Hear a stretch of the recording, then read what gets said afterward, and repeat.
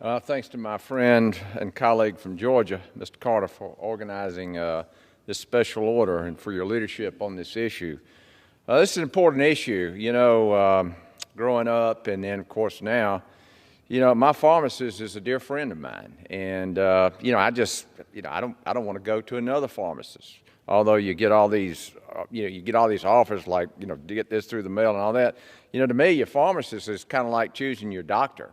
I mean, and they do so much for the communities that they serve, particularly in rural America.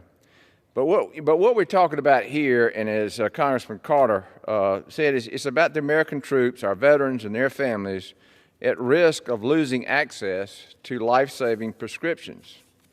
In October, the Defense Health Agency's pharmacy benefit manager, Express Scripts, cut nearly 15,000 pharmacies from its network, all because they wouldn't accept Express Scripts' outrageous terms.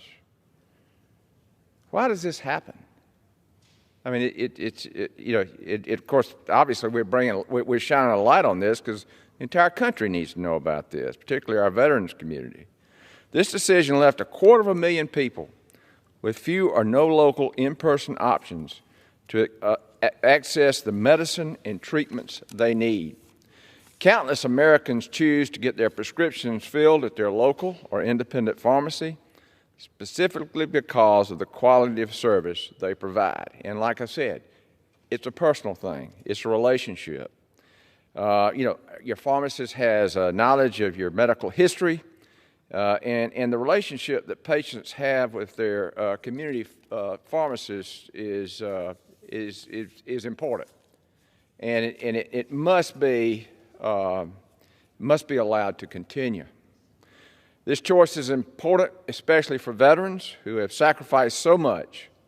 But this decision has negatively impacted scores of veterans, particularly those living in rural areas like the ones I represent in Georgia 12.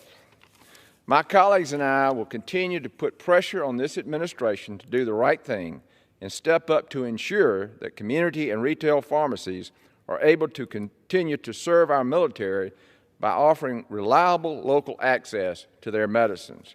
This is critical, and with that, Mr. Carter, I yield back. I want to thank the gentleman for his comments, and I want to point out one thing that he so astutely pointed out, and that's about the rural areas. Keep in mind now, yeah, they're still going to have a lot of the big box pharmacies that are going to be participating in this. They'll still have the mail order, but there are a lot of rural areas that are going to be impacted here. A lot of our veterans live in rural areas. Mr. Allen's district, like my district, has a lot of rural area in it.